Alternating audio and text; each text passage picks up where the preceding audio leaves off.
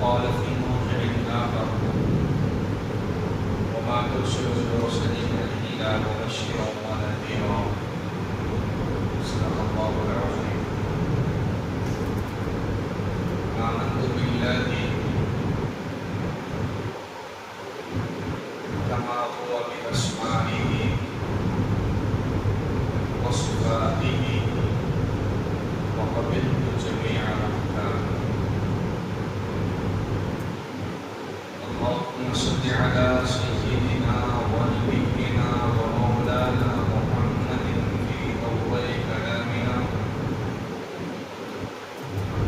اللهم صل على سيدنا ونبينا ومولانا محمد في آخر كلامنا في أوسط كلامنا. اللهم صل على سيدنا ونبينا ومولانا محمد في آخر كلامنا. بزرگان محترم، عزیزان گرامی، حاضرین نظام، اللہ تبارک و تعالی کا یہ احسان، یہ کرم، یہ فضل ہے کہ اللہ تبارک و تعالی نے ہم کو ایمان کی دولت سے مالا مال فرمایا.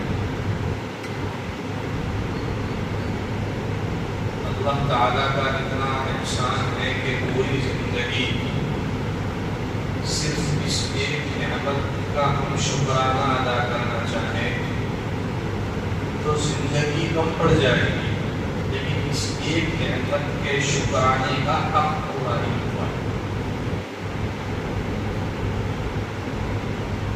اللہ تعالیٰ کا یہ احسان ہم گنہگار بندوں پر، یہ اس کی شاید احسان ہے، یہ اس کی صفت رحیمی، صفت کریمی، صفت مالکی ہے کہ اس نے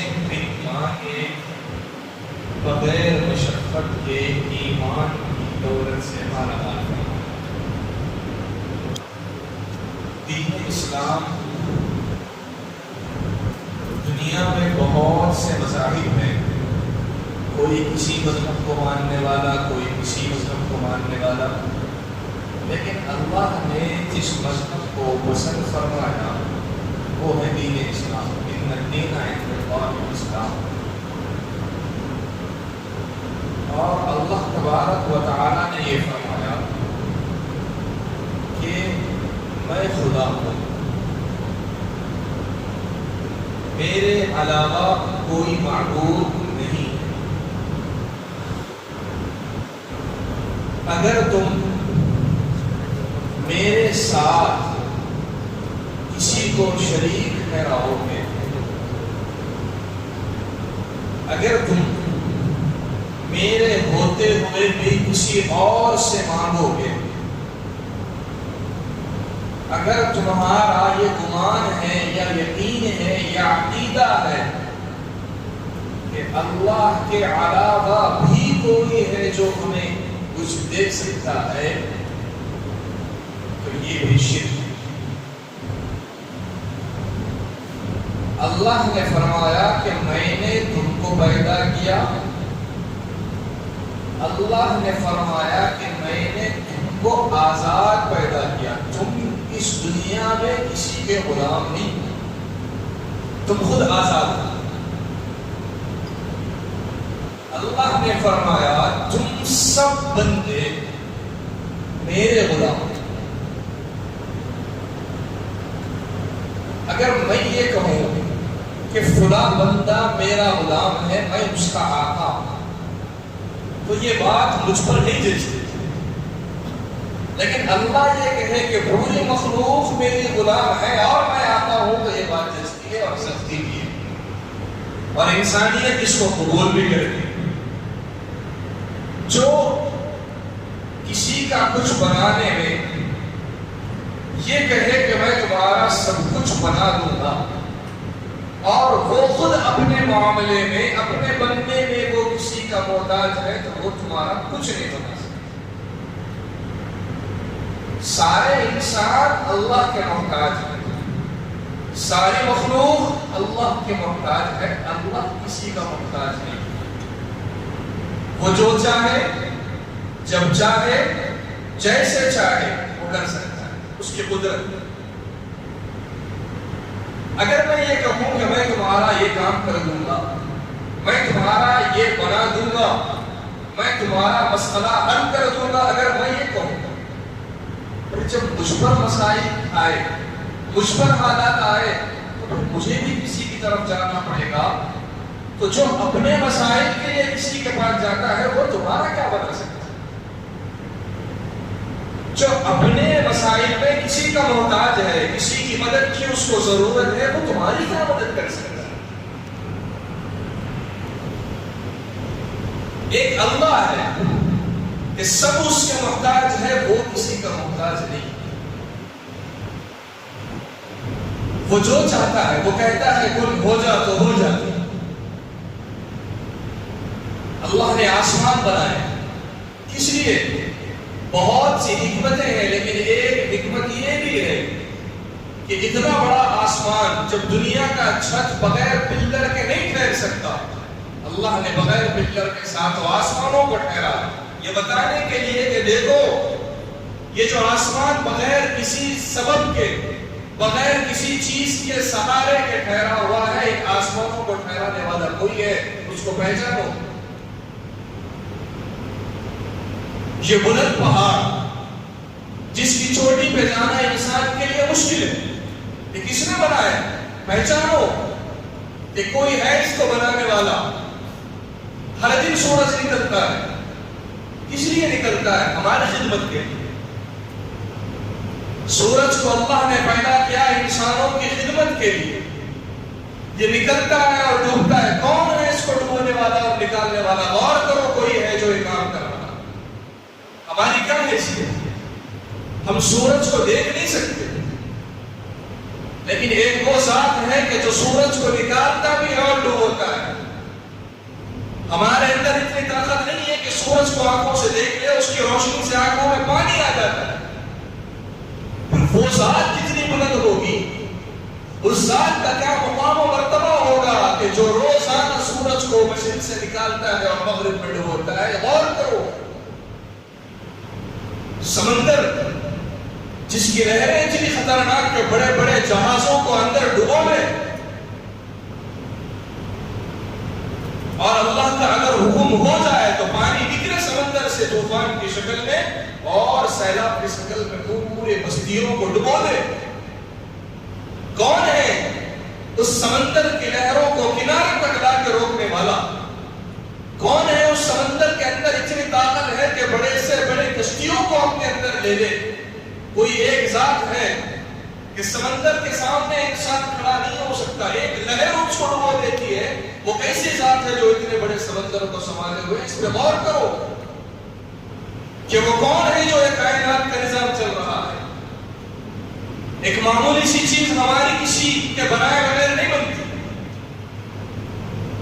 کسی چیز بھی ہمارے بنائے بغیر نہیں بنتی۔ معمولی سی چیز فیان ہو، گھڑی ہو، کچھ بھی ہو، اس کے لیے ایک انسان کی ضرورت پڑتی ہے۔ ایک بنانے والا وہ شخص چاہیے جو اس کا علم رکھتا، اس کی ضرورت پڑتی ہے۔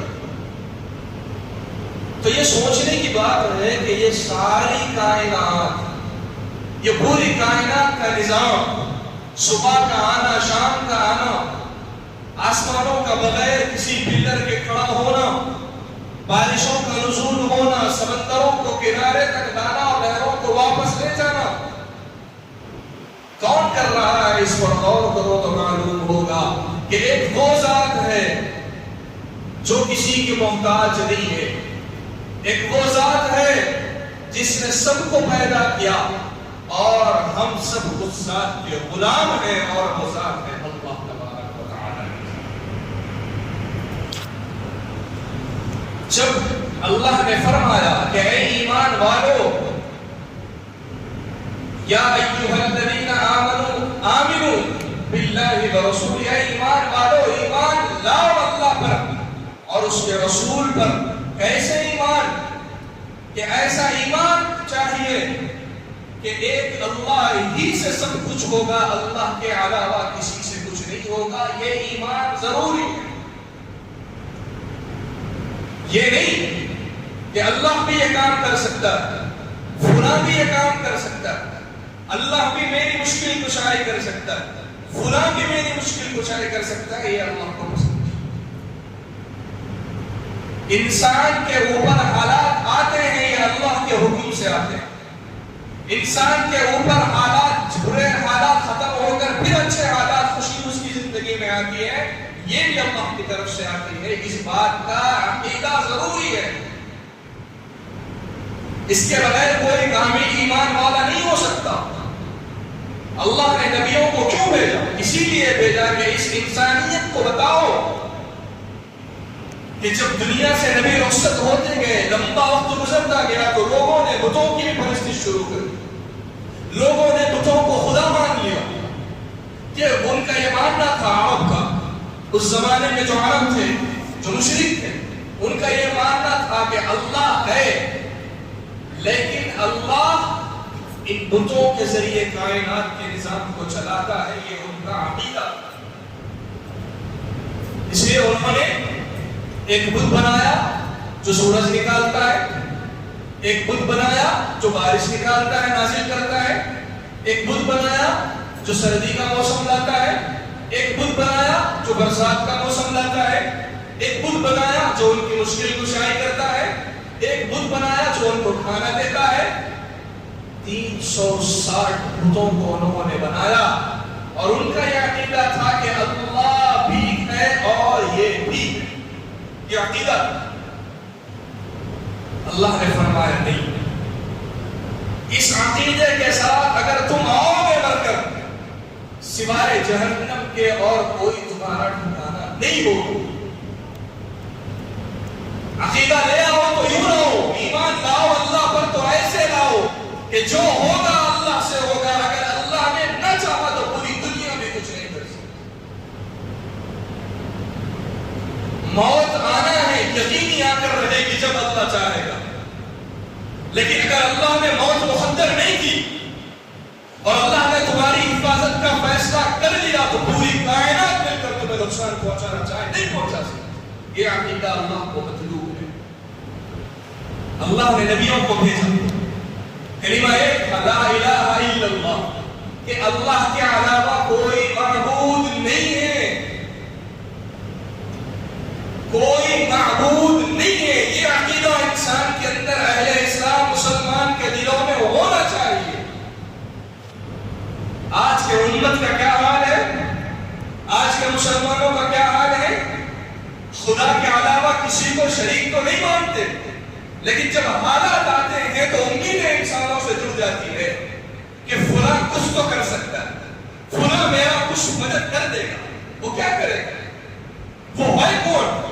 جب وہ اللہ کا محتاج ہے تو تم کون ہو جو اس کے محتاج بن گئے؟ یہاں تک کہ اہل سنت والجماعت کا عقیدہ ہے کہ وقت کے نبی بھی ہمیں کچھ نہیں دے سکتے، نبی بھی آپ کی مدد نہیں کر سکتے۔ اگر یہ مان لو کہ نبی بھی ہماری مدد کر سکتے ہیں، تو پھر نبی کی جب مدد کی باری آئے تو وہ کس کی، ان کی مدد کون کرے؟ قیامت کے دن اللہ تبارک و تعالی عیسیٰ علیہ السلام کو بلائیں، ان کی قوم کہے گی کہ ہم نے حضرت عیسیٰ کو بھی اپنا معبود بنا لیا، تو اللہ تبارک و تعالی بلائیں گے تو وہ کہیں گے کہ اے اللہ، میں نے ان کو حکم دیا تھا، میں نے تبلیغ کی تھی کہ آپ کی عبادت کریں، آپ کے علاوہ کسی کی عبادت نہ کریں، لیکن میرے جانے کے بعد انہوں نے آپ کے علاوہ بھی دوسروں کی عبادتیں کی، میں اس ذمے سے بری ہوئی۔ جب انبیاء اس ذمے سے برات کر دیں گے تو کیا ہوگا؟ کون ہماری بخشش کرنے والا ہوگا؟ کیا اللہ کے نبی نے فرمایا کہ جب صحابہ آتے تھے مدد کے لیے تو اللہ کے نبی کیا کہتے تھے؟ مانگو اللہ سے، امید رکھو، اللہ پر یقین رکھو کہ تمہاری مدد ہوگی۔ اور امت مسلمہ کا کیا حال ہے؟ اسی مشن کے لیے اللہ نے نبیوں کو دنیا میں بھیجا کہ بتاؤ انسانوں کو بتاؤ کہ جو ہوگا اللہ سے ہوگا، اللہ کے علاوہ کسی میں کوئی طاقت نہیں ہے۔ اگر ہم نبی کو سب کچھ مان لیں اور خدا کو نہ مان لیں تو بھی ہم کافر ہیں، مسلمان ہیں۔ اگر یہ عقیدہ ہو کہ نبی بھی کچھ کر سکتے ہیں تو ہمارا ایمان مکمل نہیں ہے۔ اللہ کے نبی نے فرمایا کہ ہم اللہ کے بندے ہیں، جیسے تم اللہ کے محتاج ہم بھی اللہ کے محتاج ہیں۔ جیسے تمہیں اللہ کی ضرورت ہے ویسے ہمیں بھی اللہ کی ضرورت ہے، نبی نے فرمایا۔ اور امت کا یہ حال ہے، ایمان کی کمزوری کا یہ عالم، عقائد کا فساد کا یہ عالم، اس قدر امت کے عقیدے بگڑے ہوئے ہیں کہ امت اللہ کو چھوڑ کر ولیوں سے، مزاروں سے بھی امیدیں باندھتی ہے کہ فلاں پیر کچھ کر سکتا ہے، فلاں مرشد کچھ کر سکتا ہے، جو خبر میں جانے کے بعد وہ خود باہر زندہ رہنے والے انسانوں کے نیکیوں ایثار ثواب کا وہ محتاج ہوتا ہے قبر میں۔ اور زندوں کا یہ حال ہے کہ عبادت کے بجائے، اللہ سے مانگنے کے بجائے قبروں پر جا کر گڑ گڑا کر سجدے کر کر ان سے مانگتے ہیں۔ خبر میں جانے والا باہر والوں کا محتاج ہے کہ میری نسل اس پر درود بھیجے، میری نسل اس پر ایثار ثواب کرے، قرآن پڑھے بخشے، وہ خود نیکیوں کا محتاج ہے۔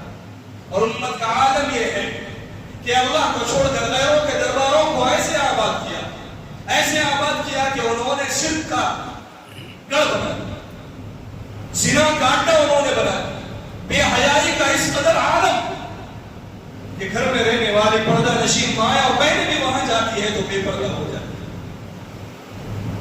ہے۔ یہ پیغام توحید ہے، یہ عقیدہ ہے، یہ عقیدہ ہے۔ اگر یہ عقیدہ ہوتا، اگر یہ اسلام میں جائز ہوتا تو پہلے اجازت ہوتی تھی کہ جاؤ اپنے نبی کی خبر پر مانگو۔ وہاں تو یہ نہیں ہے، وہاں تو کھڑے ہونے نہیں دیا جائے گا۔ معلوم ہے آنے والا کرے گا، یہ نبی سے مانگے گا، آنے والا بدعت یہاں کرے گا، سلام پیش کرتے کہ فوراً باہر نکال دیا جائے گا۔ اور یہاں رہنے والوں کا یہ حال ہے کہ اللہ کے علاوہ بھی کسی سے امید، حالات بگڑے تو خدا یاد آتا ہے، حالات بگڑے تو فلاں پیر یاد آتا ہے، فلاں مرشد یاد آتا ہے، اور جب حالات بحال ہو جاتے ہیں تو نہ خدا یاد آتا ہے نہ خدا کا رسول یاد آتا ہے۔ حالات اچھے آئے تو میں نے یہ کیا اس لیے مجھ پر اتنے اچھے حالات آئے، اور بگڑے تو پھر خدا یاد آ جاتا ہے۔ کیا یہ ایمان اللہ کو مطلوب ہے؟ ہم نبی سے محبت کرتے ہیں، اتنی محبت کرتے ہیں کہ اگر نبی کی حفاظت، نبی کی عزت آبرو پر اگر کوئی آنکھ ڈالے اور نبی کے ناموس کی خاطر جان دینا پڑے ہم جان پہ قربان کر دیں گے۔ اگر اس کے باوجود اگر ہم نبی کو سب کچھ مانے اور خدا کو کچھ نہ مانے، مسلمان نہیں ہیں۔ اسلام ہر چیز کے ایک حدود متعین کرتا ہے، یہ بارڈر ہے کہ تم یہاں تک نبی تک جاؤ گے، یہاں سے جانا ہو تو خدا کے پاس جانا۔ اللہ کے نبی خدا کے محتاج تھے، اور امت کا یہ عالم ہے کہ یہ خدا کو بھی اپنا مشکل کشا، فلاں ولی کو بھی اپنا مشکل کشا، فلاں پیر کو بھی اپنا مشکل کشا، فلاں مزار پر رہنے والے کو بھی اپنا مشکل کشا۔ اللہ نے یہ کیوں فرمایا؟ قل هو اللہ احد، کہہ دو اللہ ایک، اللہ الصمد، وہ بے نیاز ہے، وہ کسی کا محتاج نہیں ہے۔ لم یلد ولم یولد، نہ وہ کسی سے پیدا ہوا نہ اس سے کوئی پیدا ہوا۔ ولم یکن لہ کفوا احد، اللہ کے برابر کوئی نہیں ہے۔ جب قرآن پڑھتے ہو تو یہ عقیدہ کیوں ایمان والوں کا غلط ہو گیا ہے کہ دوسروں سے عقیدے پڑھ رہے ہیں؟ اللہ نے ہمیں بھیجا ہی اس لیے تھا کہ تمہارے اطراف میں رہنے والے کبھی خدا کو بھی مانیں گے اور خدا کے ساتھ بتوں کو بھی مانیں گے، خدا کو بھی مانیں گے اور خدا کے جو کام ہے، جو صفات اللہ کے وہ لوگوں میں بھی مانیں گے۔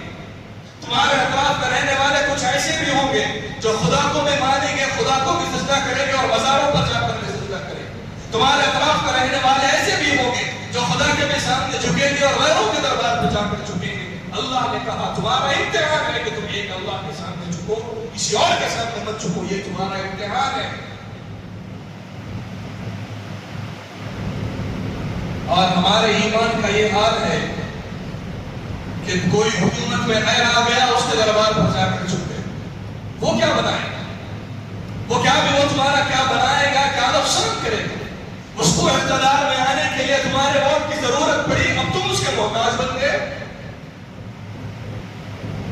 الیکشن کی بات باری آئی تو وہ تمہارا محتاج تھا کہ ووٹ ڈالو، اور جب تم نے ووٹ ڈالا تو اب تم اس کے محتاج بنے. تم تو مالک ہو کہ تم نے اس کو اقتدار میں دلایا، لیکن تم اس قدر اس کے غلام بن گئے کہ آپ ہی کریے جو کچھ ہے آپ ہے، آپ کا فیصلہ شریعت کے بھی خلاف آئے گا تو ہم مان لیں. یہ عقیدہ، اس قدر ایمان کمزور. امت مسلمہ پر جو حالات آ رہے ہیں یہ ہماری بے دینی اور بد اخلاقی بدعقیدگی کا نتیجہ ہے. اللہ نے تو صاف فرمایا کہ قیامت اس وقت آئے گی جب پوری دنیا میں ایک بھی اللہ کا نام لینے والا نہ ہوگا. اس وقت قیامت آ جائے گی. قیامت نہیں آ رہی، قریب تو آ رہی ہے لیکن ابھی نہیں آ رہی ہے. کیوں؟ اس لیے کہ ابھی اللہ کا نام لینے والے زندہ. جس دن اللہ کے نام لیوا ختم ہو جائیں گے زمین سے قیامت آئے گی. اس کے بعد اس سے یہ بات پتہ چلتی ہے کہ قیامت کا آنا ایمان والوں کے اوپر موقوف. جب یہ مر جائیں گے ایمان والے ختم تو اللہ کافروں پر پھیر دے گا. جب قیامت نہیں آ رہی اس کا مطلب ہے کہ ایمان والے زندہ ہے، لیکن اس کے باوجود امت مسلمہ پر ظلم کیوں ڈھایا جا رہا ہے؟ اس کے باوجود آج اللہ کے نام لینے والوں پر ظلم و ستم کے پہاڑ کیوں توڑے جا رہے ہیں؟ اس لیے آج ہم پر حالات آ رہے ہیں کہ ہم نے خدا کو تو معبود مانا، لیکن خدا کے ساتھ ہم نے دوسروں سے بھی امیدیں لگائی. اللہ کو مشکل کشا مانا، لیکن ہم نے ساتھ میں دوسروں کو بھی اپنا مشکل کشا اور حاجت روا بنا لیا. لوگوں پر ہماری امیدیں خالق پر کم اور مخلوق پر زیادہ جانے لگی تو اللہ نے فرمایا اب تم پر ظلم ہوگا، تم پر کوڑے پڑیں گے، تم پر حالات آئیں گے، تمہیں ذلیل کیا جائے گا، سن لو. لیکن امت مسلمہ کا آج بھی پورے عالم میں امت مسلمہ کو ذلیل کیا جا رہا ہے، لیکن آج بھی یہ امت مسلمہ اللہ کی طرف رجوع کرنے کے لیے تیار نہیں ہے. دین کی بات سننے کے لیے تیار نہیں ہے. قرآن پڑھنے کے لیے امت تیار نہیں ہے. بدعقیدگی کا یہ عالم کہ امت مسلمہ کے ایمان کی کمزوری کا یہ عالم کہ ہم نے اللہ کے علاوہ دوسروں سے بھی امیدیں لگائی، اور ہم نے یہاں تک اس قدر ہم گر گئے کہ ہم نے مہینوں کو بھی منحوس کیا. محرم کا مہینہ منحوس، سفر کا مہینہ منحوس. کس نے بیان کیا؟ مہینے کی یہ کیا حیثیت ہے کہ وہ تمہارا کچھ بنائے اور بگاڑے؟ لیکن نہیں، بڑوں نے کہہ دیا کہ محرم کا مہینہ آئے گا، غم کا مہینہ، سفر کا مہینہ آئے گا تو نحوست والا مہینہ. بڑوں نے بتا دیا. ہمیں اس کی بھی توفیق نہیں ہے کہ کیا قرآن اور حدیث میں اللہ نے اس کا حکم دیا ہے؟ نہیں، بڑوں نے کہہ دیا مان لو. پھر کہاں گیا وہ عقیدہ جو اللہ سے ہونے کا؟ کہاں گیا وہ عقیدہ جو اللہ کو مطلوب ہے؟ ہم ایمان والے تو ہیں، کامل ایمان والے ہونے کی ضرورت ہے. کامل ایمان اللہ کو مطلوب ہے. یہ نہیں کہ اللہ بھی ہو کوئی اور ہو، یہ نہیں چلے گا. صحابہ اسلام لانے سے پہلے مشرک بتوں کی پوجا کرتے تھے، لیکن جب ایمان ان کے دلوں میں آیا، جب انہوں نے ایک مرتبہ پڑھ لیا لا الہ الا اللہ تو اب کہنے لگے تلوار کے سائے میں بیٹھ کر انہوں نے نماز پڑھی. اور اگر ہم پر حالات آئے اور ہم ذرا سا تلوار کے سائے میں ہو، لوگ کے دبانے پر ہو، اور اگر ہم یہ گمان کریں کہ اللہ کے علاوہ بھی کوئی ہے جو اس وقت ہمیں بچا سکتا ہے تو ہم مشرک، ہم ایمان والے نہیں ہیں. جب ہم اللہ کو ہم نے صحیح نہیں پہنچانا پہچانا تو دین اسلام پر عمل کیسے ہو؟ ہمیں اس بات کی فکر ہے کہ اللہ سے میرا ویسا تعلق ہو جیسے اللہ کو مطلوب ہے. کبھی فکر تو باپ کی نیند اڑ جاتی، بیٹا روئے تو ماں کی نیند اڑ جاتی. اور جب اللہ کو چھوڑ کر غیروں کو اپنا معبود مشکل کشا بنا لیتے ہو تو پھر عذاب نہیں آئے گا، کوڑے نہیں برسیں گے، ذلیل نہیں کیا جائے گا. اپنے ایمان کو مضبوط بنانے کی ضرورت.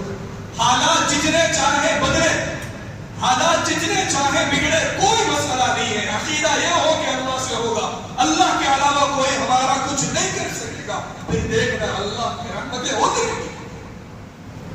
تمہاری مدد کے لیے اللہ آسمانوں سے غیبی لشکروں کو نازل کریں گے، جیسے اللہ نے غزوہ بدر میں نازل کیا. عقیدہ تو پیدا کرو، اپنے ایمان کو مضبوط تو کرو. حالات بگڑے کوئی مسئلہ نہیں، وہ اللہ چاہے گا. موت آنی ہے، یقینی ہے، موت کو کوئی نہیں روک سکتا. لیکن یہ عقیدہ تو پیدا کرو کہ اس پر حالات آئے، میرا زندہ رہنا اور نہ رہنا اللہ کے حوالے ہے. میری موت اللہ نے لکھ دی ہے، وہ جیسے چاہے جب چاہے آئے گی. لیکن میرا عقیدہ یہ ہے کہ ہوگا تو اللہ سے ہوگا، اللہ کے علاوہ کسی سے نہیں. اس عقیدے کو تو پیدا کرو. سب سے بڑا شرک یہی ہے کہ اللہ کے ساتھ کسی کو شریک کرنا، سب سے بڑا شرک. اور علماء نے یہاں تک بات کہی ہے کہ اگر فجر کی اذان ہو رہی ہے، آنکھ کھلی ہے، نفس کہہ رہا ہے کہ ابھی سو جاؤ، اگر ہم نے اپنے نفس کی بات کو مان لیا اور اللہ کے حکم کو چھوڑ دیا تو شرک کی قسموں میں سے ایک قسم یہ بھی کہ تم نے اللہ کے احکام کو ٹھکرا کر اپنے نفس کی بات کو مانا. ہم سب غلام ہیں اللہ کے، ہمارا مالک ایک ہے تو اللہ کے علاوہ نہ کوئی مالک، نہ خالق، نہ مشکل کشا، نہ حاجت روا کوئی نہیں ہے. جب ہم غلام ہیں اللہ کے، حکم چلے گا تو ہم پر ہمارے آقا کا چلے گا. اور ہم نے اپنی نفس کی بات کو مان کر ہم نے فجر کی نماز چھوڑی اور اللہ کے حکم کو ٹھکرا دیا تو شرک کی قسموں میں سے ایک قسم یہ بھی ہے. اب بتاؤ، کیا اللہ سے ویسی محبت ہے جیسی مطلوب ہے؟ کیا ویسا ایمان ہے؟ لا الہ الا اللہ زبان سے ہم نے پڑھ لیا، عقیدہ ہے کہ اللہ کے علاوہ کوئی معبود نہیں ہے، لیکن عقیدے پر یقین. اپنے اندر یقین کو پیدا کرنے کی ضرورت. کوئی تمہارا کچھ نہیں بگاڑ سکتا، کوئی تمہارا کچھ حل نہیں کر سکتا اگر اللہ نے نہ چاہا. اللہ جو چاہے وہی ہوگا. رجوع کرو اللہ کی طرف. دیکھنا اگر کبھی حالات آئے تو تھوڑا سا خیال آتا ہے کہ میں ادھر بھی جاؤں تو شاید کچھ ہو جائے، بچھاؤ مصلح کہو اللہ سے، اے اللہ میں ایمان لایا ہوں تیرے پر، اے اللہ میں نے اپنی پیشانی کو تیرے دربار کے علاوہ کسی غیروں کے دربار پر نہیں چکایا، اے اللہ آج مشکل آئی ہے، یہ آپ کی دین ہے، اس مشکل کو دور کر دیجئے. پھر دیکھنا تمہاری مدد اترے گی. اللہ تمہاری مدد کے لیے نازل کرے گا اپنے رشتوں. حالات سے گھبرانے والے کا نام ایمان نہیں ہے، حالات سے پریشان ہونے والے کا نام مسلمان نہیں ہے. ایمان یہ تعلیم دیتا ہے کہ موت آنی ہے، چاہے ڈر کر مرو یا اسلام کے لیے اپنی جان دے کر مرو، یقینی مرنا ہے.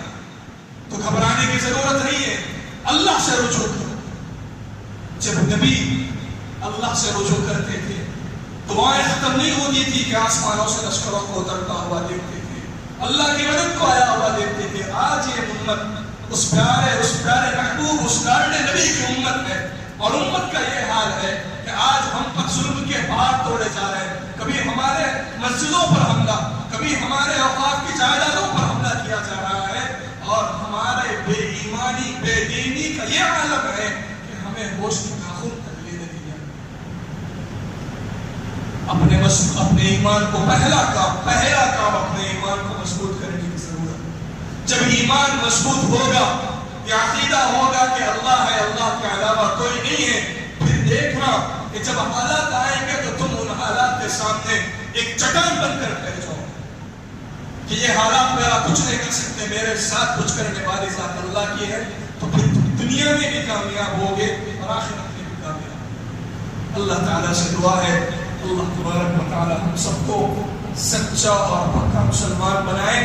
ایک اللہ سے ہونے کا عقیدہ ہمارے دلوں میں پیدا فرمائے. غیروں کے درباروں پر جانے سے اللہ ہم سب کی حفاظت فرمائے. آمین. وآخر دعوانا الحمد للہ رب العالمین. سنت